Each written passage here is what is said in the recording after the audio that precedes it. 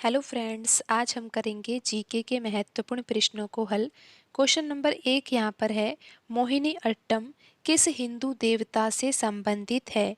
आपको पता होना चाहिए कि मोहिनी अट्टम शास्त्रीय नृत्य है और ये किस राज्य का नृत्य है, केरल राज्य का नृत्य है। अब प्रश्न में ये पूछा गया है कि जो ये मोहिनी अट्टम शास्त्रीय नृत्य है, ये किस हिंदू देवता से संबंधित है। ऑप्शन 1 यहाँ पर है विष्णु, ऑप्शन 2 है ब्रह्मा, ऑप्शन 3 है शिव, ऑप्शन 4 है गणपति। यहाँ पर सही आंसर होगा ऑप्शन 1 विष्णु।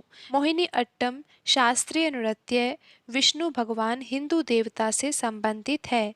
अब हम बढ़ते हैं अगले प्रश्न की ओर। अगला प्रश्न है यहाँ पर क्वेश्चन नंबर 2 है, निम्नलिखित में से कौन भारत के चुनाव आयुक्तों की नियुक्ति करते हैं। निम्नलिखित में से कौन भारत के चुनाव आयुक्तों की नियुक्ति करते हैं। सही आंसर होगा ऑप्शन 2 राष्ट्रपति। राष्ट्रपति के द्वारा नियुक्ति की जाती है भारत के चुनाव आयुक्तों की। अब हम बढ़ते हैं अगले प्रश्न की ओर।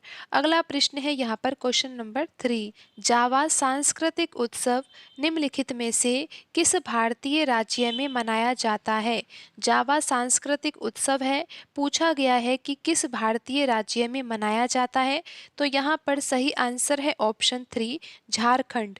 झारखंड राज्य में मनाया जाता है जावा सांस्कृतिक उत्सव। अब हम बढ़ते हैं अगले प्रश्न की ओर। अगला प्रश्न है यहाँ पर क्वेश्चन नंबर 4। प्रश्न में पूछा गया है कि तवा बांध भारत के किस राज्य में स्थित है।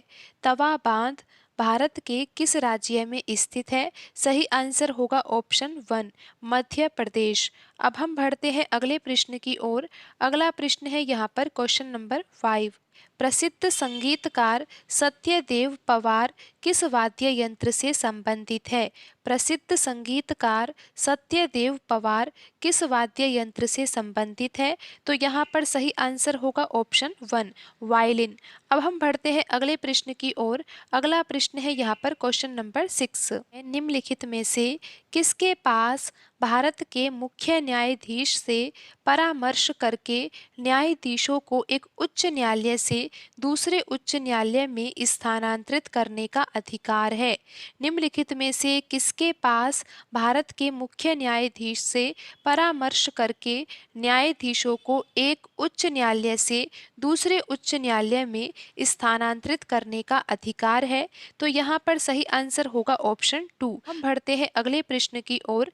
अगला प्रश्न है यहाँ पर क्वेश्चन नंबर 7। नवंबर 1919 में अखिल भारतीय खिलाफत सम्मेलन कहाँ हुआ था। नवंबर 1919 में अखिल भारतीय खिलाफत सम्मेलन कहाँ हुआ था। सही आंसर होगा ऑप्शन 4 दिल्ली में। नवंबर 1919 में अखिल भारतीय खिलाफत सम्मेलन दिल्ली में हुआ था। अब हम बढ़ते हैं अगले प्रश्न की ओर। अगला प्रश्न है यहाँ पर क्वेश्चन नंबर 8। प्रश्न में पूछा गया है, निम्नलिखित में से कौन सा आर्टिकल शिक्षा के अधिकार के प्रावधान को स्थापित करता है। निम्नलिखित में से कौन सा अनुच्छेद शिक्षा के अधिकार के प्रावधान को स्थापित करता है। तो यहाँ पर सही आंसर है ऑप्शन 4 आर्टिकल 21A। अब हम बढ़ते हैं अगले प्रश्न की ओर। अगला प्रश्न है यहाँ पर क्वेश्चन नंबर 9। क्रांतिकारी नायक अशफाक उल्लाह खान को किसके लिए मौत की सजा सुनाई गई थी। क्रांतिकारी नायक अशफाक उल्लाह खान को किसके लिए मौत की सजा सुनाई गई थी। तो यहाँ पर ऑप्शन 1 है चोरी चौरा थाने में आग लगाने में, ऑप्शन 2 है काकोरी ट्रेन डकैती, ऑप्शन 3 है सैंडर्स की हत्या, ऑप्शन 4 है अलीपुर षड्यंत्र मामला। तो यहाँ पर सही आंसर होगा ऑप्शन 2 काकोरी ट्रेन डकैती। अब हम बढ़ते हैं अगले प्रश्न की ओर। अगला प्रश्न है यहाँ पर क्वेश्चन नंबर 10। प्रश्न में ये पूछा गया है कि भारतीय कम्युनिस्ट पार्टी की स्थापना अक्टूबर 1920 में हुई थी, लेकिन पूछा गया है कि कहाँ पर हुई थी। भारतीय कम्युनिस्ट पार्टी की स्थापना अक्टूबर 1920 में कहाँ पर हुई थी।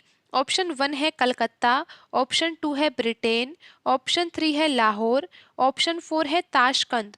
तो यहाँ पर सही आंसर होगा ऑप्शन 4 ताशकंद में। भारतीय कम्युनिस्ट पार्टी की स्थापना अक्टूबर 1920 में ताशकंद में हुई थी। तो आज की वीडियो में इतना ही। मिलते हैं अगली वीडियो में। धन्यवाद।